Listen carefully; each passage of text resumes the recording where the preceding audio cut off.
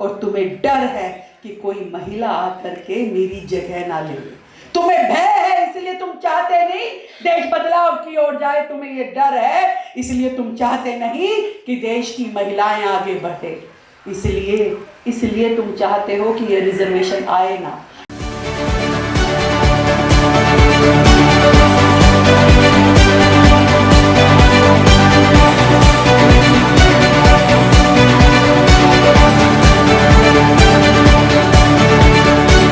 प्रायोजक हैं new max real estate का भरोसेमंद नाम Geospar group, Forbes global properties. Naurang flour mill का नौरंग गोल्ड चक्की फ्रेश आटा, मैदा और सूजी। नौरंग फ्लोर मिल, आपके रसोई की शान, हमारी पहचान, शुद्धता की पहचान। नौरंग फ्लोर मिल। भारतीय व्यापार मौसम 12 से 15 अगस्त भारत मंडपम नई दिल्ली में होने जा रहा है। कार्यक्रम से जुड़कर देश को अपने व्यापार को मजबूत बनाए और मोदी जी के सपनों को साकार करें। राम रतन। नमस्कार, आप देख रहे हैं बिस टाइकून आवाज का खास कार्यक्रम शिखर और मैं हूं आपके साथ आपकी अपनी एंकर एंजल बजाज।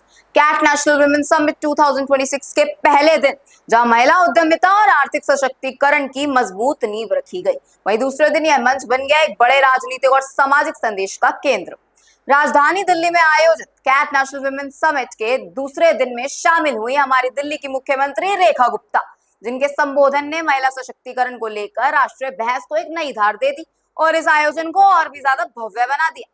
अपने तीखे और स्पष्ट भाषण में मुख्यमंत्री रेखा गुप्ता ने विपक्ष पर निशाना साधते हुए सवाल उठाया कि आखिर क्यों दशकों तक महिलाओं को राजनीतिक प्रतिनिधित्व से दूर रखा गया। लोकसभा का सेशन है, इसमें नारी शक्ति वंदन अधिनियम बिल पास होगा और आज के इस कार्यक्रम में जब मैं पहुंचूंगी तो अपनी इन बहनों के लिए जो देश के कोने कोने से यहाँ पहुंची हैं उनके लिए एक उपहार लेके आऊंगी। इस 33% रिजर्वेशन का उपहार कि आज आपके पास में ये सौगात है जिसके कारण आप अपने अपने शहरों में अपने व्यापार के साथ, अपने कामकाज के साथ इस समाज सेवा और इस पॉलिटिकल प्लेटफॉर्म पे भी अपना रोल प्ले कर पाएंगी। ऐसा मेरे मन में था, तो मुझे लगा कि इससे बेहतर क्या हो सकता है कि मैं 18 तारीख सुबह आपके बीच में आऊं और ये उपहार लेके आऊं, ये खुशी आप लोगों के साथ साझा करूं। पर अफसोस मुझे ये है कि पिछले 2 दिन में घंटों की चर्चाएं लोकसभा में हुई पर नतीजा निकला शून्य। मुझे मन में इतनी तकलीफ हुई कि देखिए हम महिलाओं ने अपनी यात्रा शुरू करी बेटी बचाओ से। वो सुबह आएगी जब बेटी बढ़ाओ की बात समाज करेगा। की कोशिश आदरणीय मोदी जी ने, देश के प्रधानमंत्री जी ने की कोशिश, लोकसभा में ये बिल लेकर के आए कि देश की बेटियों को, देश की बहनों को ये मौका मिले कि यहाँ भारत का कोई भी निर्णय हो तो उसमें सहभागिता देश की महिलाओं की होनी चाहिए। कोई भी डिसीजन है, कोई पॉलिसी बन रही है, क्यों नहीं महिलाएं उस टेबल पे बैठ करके बात कर सकती कि ये पॉलिसी सही है कि नहीं है? क्यों हम केवल रिएक्शन देने के लिए है? हमें ये मौका मिल सकता था यदि ये 33% रिजर्वेशन लोकसभा में पास हो जाता, ये मौका मिल सकता था हम। और तुम्हें डर है कि कोई महिला आकर के मेरी जगह ना ले। तुम्हें भय है इसलिए तुम चाहते नहीं देश बदलाव की ओर जाए, तुम्हें ये डर है इसलिए तुम चाहते नहीं कि देश की महिलाएं आगे बढ़े, इसलिए तुम चाहते हो कि ये रिजर्वेशन आए ना। ढोल पीट रहे थे, बाद में नारे लगा रहे थे, खुशियां मना रहे थे। किस लिए खुशियां मना रहे थे? कि महिलाओं को रोक लिया हमने। कितनी खुशी की बात है कि देश की महिलाएं संसद तक ना पहुंचे, विधानसभा। उन्होंने कहा कि देश के करीब 140 करोड़ की आबादी में महिलाओं की हिस्सेदारी बराबर है, लेकिन लोकसभा और राज्यसभा। उन्होंने यह भी कहा कि महिला आरक्षण का मुद्दा लंबे समय तक केवल चर्चा में रहा, लेकिन ठोस निर्णय लेने में देरी हुई, जिससे महिलाओं की भागीदारी पीछे रह गई। साथ ही उन्होंने यह भी जोड़ा कि हर क्षेत्र में महिलाओं की भागीदारी जरूरी है, चाहे वह व्यापार हो, राजनीति हो या नेतृत्व की कोई भी भूमिका। मुख्यमंत्री ने अपने संबोधन में यह भी रेखांकित किया कि हाल के वर्षों में महिलाओं के जीवन से जुड़े बुनियादी मुद्दों पर भी काम हुआ है, जैसे स्वच्छता और गरिमा से जुड़े पहल, जिनसे महिलाओं के जीवन स्तर में बदलाव आया। उन्होंने यह संदेश भी दिया कि किसी एक नेतृत्व पर निर्भर रहने की बजाय हम महिलाओं को खुद आगे आकर अपनी जगह बनानी होगी। नमस्कार सर, अब जैसे कि आप देख सकते हो हमारे साथ यहाँ पे प्रवीण खंडेलवाल जी मौजूद हैं। आइए इनसे बात करते हैं। नमस्कार सर। सर, आज कैट का दूसरा इवेंट चल रहा है महिलाओं को लेकर, तो आपका विजन क्या है इसको लेके? देखिए, विजन बड़ा स्पष्ट है।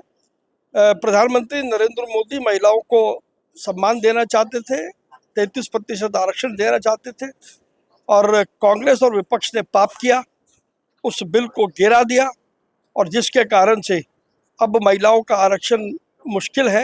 लेकिन हमारी सरकार लगातार इसके लिए प्रयासरत रहेगी, ये हमारा संकल्प है, और इस नाते से हम काम करते रहेंगे। और देश भर में अब महिला उद्यमी सड़कों पर आएंगी और लोगों को बताएंगे कि कांग्रेस ने क्या पाप किया है। सर, अभी जो महिलाओं को 33% आरक्षण मिला है, आप उसके बारे में क्या कहना चाहिए? जो हमारी मुख्यमंत्री जी ने भी आज महिलाओं के सपोर्ट में बोला है, उन्होंने बहुत अच्छा अपना वो दिया है, संकल्प दिया है, उसके बारे में क्या कहना चाहिए? देखिए, जो कुछ मुख्यमंत्री ने कहा उन्होंने बहुत सही कहा है। और महिलाओं को आरक्षण क्यों नहीं मिलना चाहिए? अगर महिलाएं पॉलिसी में आएंगी तो न केवल राजनीतिक क्षेत्र बल्कि अन्य सभी क्षेत्र जिसमें वो काम करती हैं उसमें उनकी मजबूती दूर से दिखाई देगी। तो जैसा कि आप देख सकते हैं हमारे साथ कैट के प्रेसिडेंट बीसी भारतीय जी मौजूद है। आइए इनसे बात करते हैं। नमस्कार सर। नमस्कार सर, जो आज महिला आरक्षण बिल फेल हुआ है, आप ओपोजिशन के बारे में क्या कहना चाहेंगे? देखिए, देश को आगे ले जाना है तो देश के हर घटक को मिल के आगे ले जाना है। कुछ घटक अपना डोमिनेंस रखें और कुछ घटक बैकग्राउंड में रह जाएं तो देश प्रगति नहीं कर पाएगा। देश की प्रगति के साथ देशवासियों की भी प्रगति बहुत ज़रूरी है।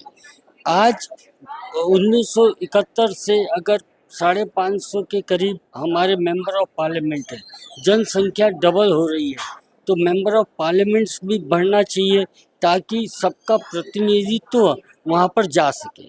फिर महिला जो आज सक्षम हो गई है तो ये लोग भी अगर पॉलिसी मेकिंग में आएगी तो अब पॉलिसियाँ और अच्छी बनेगी। तो हमारा ये जो आदरणीय प्रधानमंत्री नरेंद्र मोदी जी ने जो कहा कि महिलाओं को सशक्त किया जाए और इसमें इनको पावर मिले, 1/3 उनको रिप्रेजेंटेशन मिले, वो बहुत ज़रूरी था।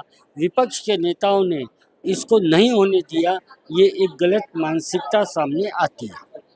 तो सर, जो हमारी मुख्यमंत्री रेखा गुप्ता जी आज बोल के गई हैं कि उठो द्रौपदी उठो, फिर गोविंद ना आएंगे, आप उसके बारे में क्या कहना चाहेंगे? तो कहना है ये कि कहीं ना कहीं अब फिर जो पुरानी बात थी कि अपनी बात मनवाने के लिए आंदोलन करना पड़ेगा, तो ये एक जो मिलना था उनका हक नहीं मिला तो आंदोलनकारी होना ही पड़ेगा, ये एकदम स्पष्ट है। और वही आदरणीय मुख्यमंत्री जी ने कहा कि उठो, जागो और अपने हक की डिमांड करो। आप ओपोजिशन को क्या संदेश देना चाहेंगे इसके? हमारा कहना है राजनीति अपनी जगह और देश की तरक्की और देशवासियों की तरक्की अपनी जगह। उनका राजनीतिक सोच कुछ भी रह सकती है, मगर जब महिलाओं को आगे लाने की बात थी तो कहीं ना कहीं उनकी जो सोच है उसमें फ़र्क आया है और ये बिल को गिरा के उन्होंने गलत काम किया। जैसा कि आप देख सकते हो हमारे साथ अभी सतीश राम गोयल जी मौजूद है, जिनको वाइस चेयरमैन बनाया गया है बीसी भारतीय जी द्वारा। आइए इनसे बात करते हैं। सर, आपको कैसा महसूस हो रहा है? जी, बहुत ही बढ़िया, बहुत अच्छा लग रहा है। मैं आज इन्होंने एक कैट के अंदर महिला सशक्तिकरण के ऊपर पूरे देश से महिलाओं को बुलाकर उनसे सशक्तिकरण पर चर्चाएं की और उनमें नेशनल टीम भी बनाई। तो इतना बढ़िया इनका confederation of all India trade का है जिसके पूरे देश में शाखाएं हैं और अब तो महिलाओं की ओर जोड़ दिया गया।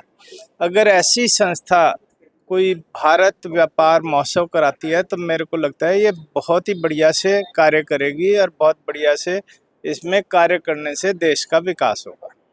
सर, जो महिला आरक्षण बिल है जो फेल हो गया है, आप उसके बारे में क्या कहना चाहेंगे हमारी ओपोजिशन को? ये दुर्भाग्य है हमारे देश का। हम शुरू से बात कर रहे हैं कि महिलाओं का समर्थन देना चाहिए, महिलाओं का सशक्तिकरण करना चाहिए, जबकि ये पूरे देश के लिए एक मुद्दा है, हर पार्टी के लिए एक मुद्दा है, क्योंकि उनको वोट तो सारे देश में स्त्री पुरुष सभी का चाहिए। पर आरक्षण के मुद्दे पे उन्होंने क्यों इस किस्म का रुख लिया, ये बड़ा नेगेटिव है, जबकि उनको ऐसा नहीं करना चाहिए था। सर, भारत व्यापार महोत्सव जो 12 से 15 अगस्त को होने वाला है, आप उसमें क्या क्या सुधार देखते हैं? मेरे को लगता है कि ऐसा जो सोच अभी लाई गई है, ये बड़ी ही सुंदर सोच है। इस सोच को शायद आज से बहुत पहले आ जाना चाहिए था। अब हम इसको एक ऐसा प्लेटफॉर्म बनाने की कोशिश कर रहे हैं जिससे कि पूरे देश के लघु उद्योग, मध्यम उद्योग और बड़े उद्योग एक साथ मिलकर विदेशी बायर्स को अट्रैक्ट कर सकें। हम विदेशी लोगों को बता पाएँ कि भाई आके परचेज करो। अगर हम इससे सफलता पूर्णतः संभव है और हमारे देश को जो एक्सपोर्ट होगा, अनाज के अलावा अगर इक्विपमेंट सामान का एक्सपोर्ट होगा, तो उससे देश को विदेशी मुद्रा के रूप में बहुत बड़ा लाभ मिलेगा। ओके, बीसी भारती जी, आपने सर को वाइस चेयरमैन बनाया था, उनके लिए कुछ? देखिए, इतना बड़ा अंतर्राष्ट्रीय स्तर का ये जो आयोजन है, इसमें हमको ऐसे लोग चाहिए जिनका विजन ब्रॉड है, जो एक्सपीरियंस होल्डर है, जो समाज में जानते हैं क्या चीज़ क्या है। तो इतना अच्छा व्यक्ति सतीश जी के अलावा मिलना थोड़ा कठिन ही था, और सतीश जी के जुड़ जाने से हमारे को बहुत बड़ा बल मिलेगा और हम जो काम कर रहे हैं ये काम और तेज गति से आगे बढ़ेगा।